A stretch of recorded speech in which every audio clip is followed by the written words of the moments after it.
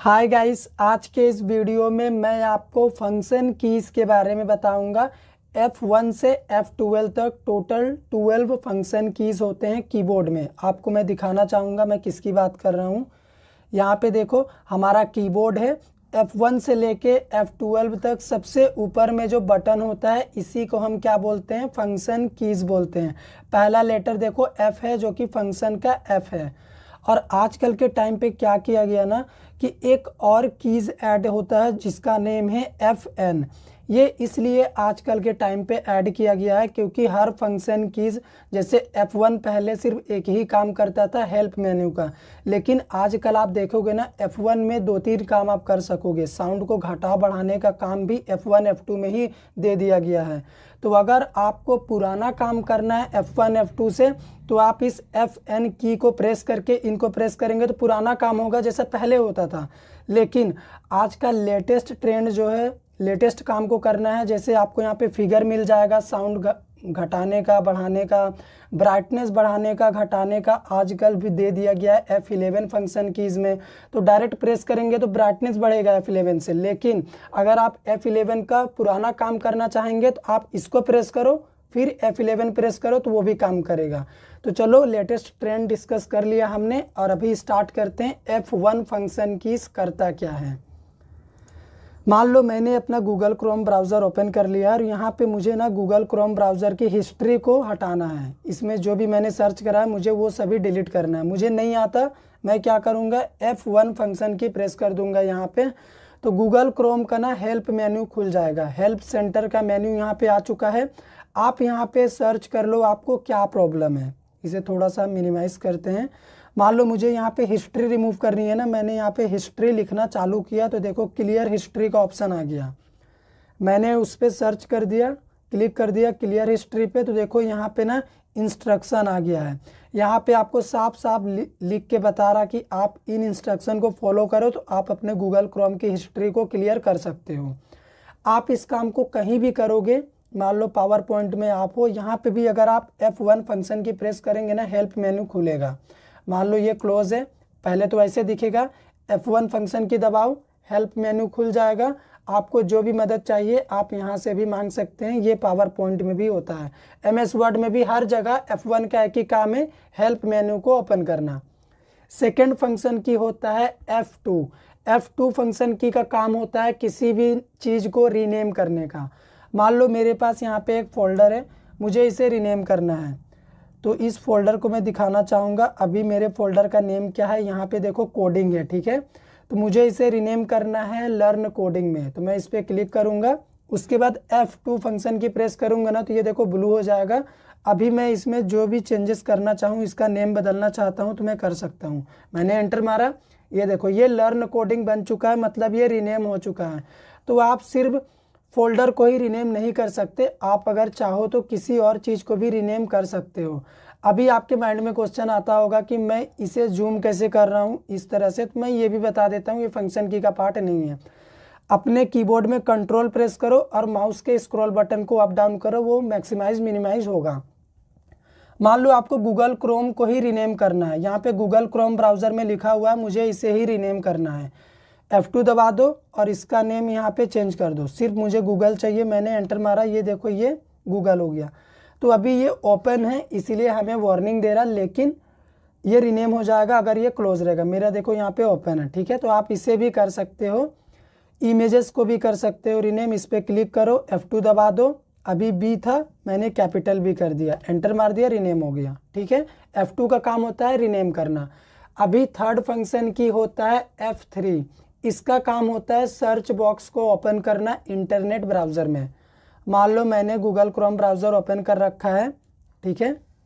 ये हो गया अपना असली Google Chrome browser, home page में है हम। अभी मान लो अगर मैं यहाँ पे कुछ भी F3 दबा दूँ, फंक्शन की मैंने दबा दिया, सर्च बॉक्स यहाँ पे ओपन हो चुका है। तो कुछ पहले यहाँ पे सर्च कर लेते हैं, जैसे मैंने जीमेल सर्च करा, ये खुल गया। मुझे एक पर्टिकुलर वर्ड यहाँ पे सर्च करना है, जैसे मोर। मैं चाहता हूँ मोर कहाँ कहाँ लिखा हुआ है मुझे दिख जाए, मैं F3 दबाऊँगा। सर्च बॉक्स यहाँ पे खुल चुका है गूगल क्रोम का, यहाँ पे मैं मोर सर्च कर दूंगा क्योंकि मुझे यही वर्ड चाहिए। तो देख लो यहाँ पे मोर लिखा हुआ है, यहाँ पे 3-4 जगह लिखा हुआ, जितना जगह भी लिखा रहेगा आपको दिखने लगेगा, ठीक है। तो इस तरह से आप F3 फंक्शन की का यूज़ कर सकते हैं। अभी अगला आता है हमारा F4 फंक्शन की का यूज़ हम करते हैं शट डाउन, रीस्टार्ट, ठीक है। इस सभी काम को करने के लिए F4 फंक्शन की का आप यूज़ करेंगे। इसे आप प्रेस करेंगे अल्ट की के साथ, अल्ट F4 प्रेस करेंगे ना तब ये खुलेगा। तो सबसे पहले शट डाउन रहेगा, आपको मान लो रीस्टार्ट करना है, यहाँ पे आओ, एरो दिया हुआ है, रीस्टार्ट पे चले जाओ। आपको क्या करना है, साइन आउट होना है, यहाँ पे साइन आउट सेलेक्ट कर लो, ओके कर दो, हो जाएगा, ठीक है। अभी अगला आता है हमारा फंक्शन की जिसका नेम है F5 फंक्शन की। F5 फंक्शन की का पहला काम होता है रिफ्रेश करना। अगर मैं यहाँ पे F5 प्रेस करूँगा ना तो अभी कुछ काम नहीं करेगा। पहली बार आपको माउस से अपने सिस्टम को रिफ्रेश कर लेना है एक बार, उसके बाद F5 आप प्रेस करते रहो, ये रिफ्रेश करता रहेगा आपके सिस्टम को, ठीक है। देखो ये रिफ्रेश हो रहा है यहाँ पे। अभी इसका एक और काम होता है रीलोड करना। मान लो मैंने गूगल क्रोम ब्राउज़र ओपन कर रखा है, अगर मैं यहाँ पे F5 फंक्शन की प्रेस करूँगा ना, यहाँ पे देखना रीलोड होगा, ये देखो पेज रीलोड हो रहा, फिर से ओपन हो गया। तो 2 काम होता है इसका। अभी अगला फंक्शन की हमारा आता है F6 फंक्शन की का यूज़ करके आप URL बार को हाईलाइट कर सकते हो। मान लो यहाँ पे हमारा ये होता है URL बार, मैं अगर यहाँ पे प्रेस कर दूँ F6 फंक्शन की, ये हाईलाइट हो गया। अब मान लो मुझे कुछ और सर्च करना है ना, मैं यहाँ पे सर्च कर सकता हूँ। अभी मैंने अपने माउस को टच भी नहीं किया है और देखो मैंने एक सेकेंड पेज पे मैंने मूव कर लिया, लर्न कोडिंग मैंने सर्च कर लिया, जबकि इससे पहले जीमेल था।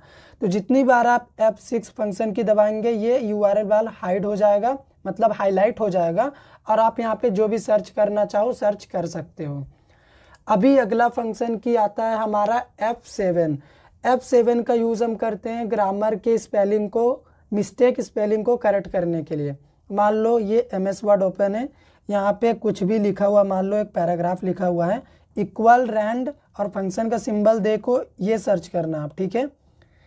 एंटर मार देना, ये आपके सामने इतना लिखा हुआ paragraph by default MS word का खुल जाएगा।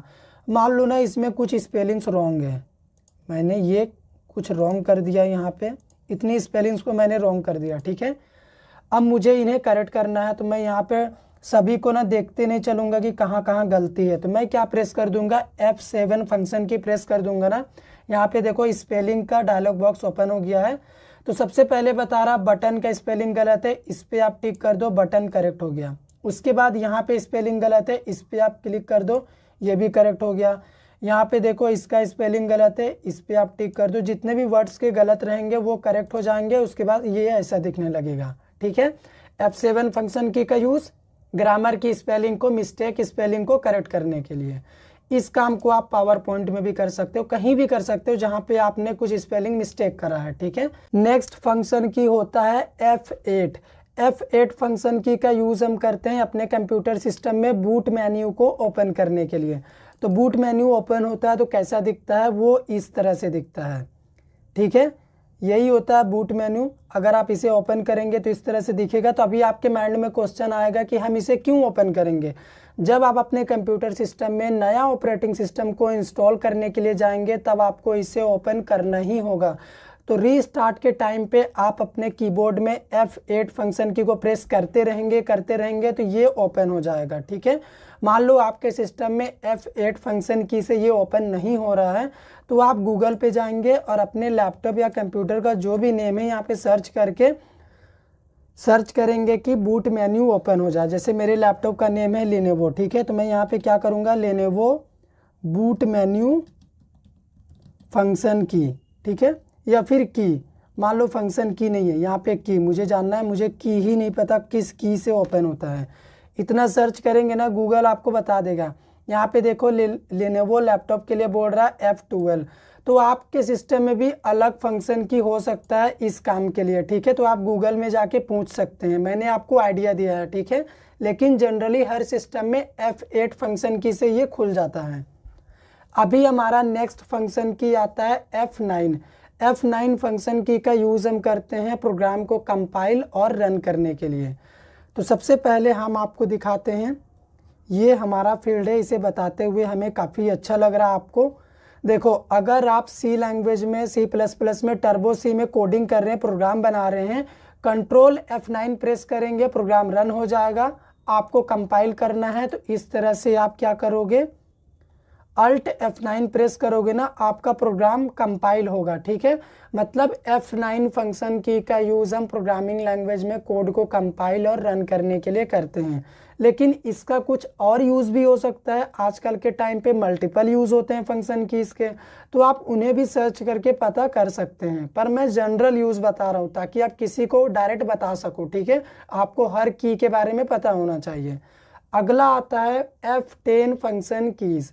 इसका काम क्या होता है, मेन्यू बार को ओपन करने का। मान लो मैंने अपना MS वर्ड ओपन कर रखा है। ठीक है, अभी मैं होम पेज पे हूँ MS वर्ड के। अगर मैं अपने सिस्टम में F10 प्रेस कर दूंगा ना फंक्शन की, हर एक मेन्यू बार के नीचे एक लेटर आ जाएगा। जैसे फाइल का पहला लेटर F होता है, होम का पहला लेटर H होता है, इसी तरह सभी के सामने आ चुका है। तो इससे पहले मान लो मेरा माउस काम कर रहा ना, तो मैं इस तरह से सभी में जा सकता हूँ। अभी मान लो मेरा माउस काम करना बंद कर दिया, मैंने F10 फंक्शन की दबाया, मुझे मान लो रिव्यू में आना है, मैं R प्रेस करूँगा क्योंकि पहला लेटर R है यहाँ पे, मैं रिव्यू में आ गया। अब मान लो मुझे रिव्यू में क्या करना है, वर्ड को काउंट करना है, मैं क्या प्रेस करूँगा, यहाँ पे W बोल रहा, मैं W प्रेस कर दूंगा। तो ये देखो डिटेल आ चुका है, इतना वर्ड लिखा हुआ है, इतना आपने स्पेस यूज़ करा है इस पैराग्राफ के अंदर, ये सारी डिटेल्स आप पढ़ सकते हो। इस काम को आप पावर पॉइंट में जहाँ चाहो कर सकते हो, जरूरी नहीं है कि MS वर्ड में ही। हम आपको एक आइडिया दे रहे हैं कि आप इस तरह से यूज़ कर सकते हैं, कहीं भी कर सकते हैं। ठीक है, अगला हमारा फंक्शन की होता है F11। F11 फंक्शन की का यूज़ हम क्या करते हैं, फुल स्क्रीन, उसके बाद फिर से हमारा जो हाफ स्क्रीन था वहाँ पे वापस जाने के लिए। मान लो आप कुछ वीडियो देख रहे हो, मूवी देख रहे हो यूट्यूब पे। ठीक है, इस तरह से मैंने अपना यूट्यूब ओपन कर लिया, उसके बाद मैंने यहाँ पे फ़िलहाल मान लो मुझे एक वीडियो देखना है, मैंने सर्च किया, मैंने चैनल पे चेकआउट किया, उसके बाद मैंने यहाँ पे ना इस वीडियो पे क्लिक कर दिया। मान लो ये हमारा एक वीडियो है, मैंने इस पे क्लिक कर दिया, तो ये वीडियो इस तरह से चलेगा। ठीक है, अगर मैं यहाँ पे प्रेस कर दूँ F11 फंक्शन की, तो आप ऊपर नीचे देखिएगा। ठीक है, इस चीज़ को भी F11 मैंने प्रेस करा, देखो पूरे सिस्टम में यूट्यूब ओपन हो चुका है। अभी मान लो इसे फुल स्क्रीन में देखना है, तो यहाँ पे आप करेंगे ना फुल स्क्रीन में ये चलेगा। अभी बाहर जाने का कोई रास्ता नहीं है, हम कैसे बाहर जाएंगे, आपको ना यहाँ पे अगर आप आएंगे तो यहाँ से भी जा सकते हैं, लेकिन आप फिर से क्या करो, F11 फंक्शन की प्रेस करो। आप आ गए यहाँ पे। इसका काम होता है ना मैक्सिमाइज करने का स्क्रीन को और मिनिमाइज करने का, इन सभी चीज़ों को हटा देगा। देखिएगा फिर से दिखा रहा हूँ, हट गया, फिर करूँगा आ गया, बस। ठीक है, स्क्रीन को मैक्सिमाइज और नॉर्मल फिर से पहले जैसा लाने के लिए F11 फंक्शन की। अभी सबसे लास्ट होता है F12 फंक्शन की। इसका यूज़ क्या होता है, मान लो ये मेरा पावर पॉइंट है, स्लाइड मेरा ओपन है। ठीक है, इस तरीके से अगर मैं यहाँ पे प्रेस कर दूँ F12 फंक्शन की, तो सेव एज का ऑप्शन यहाँ पे खुल जाता है, सेव एज।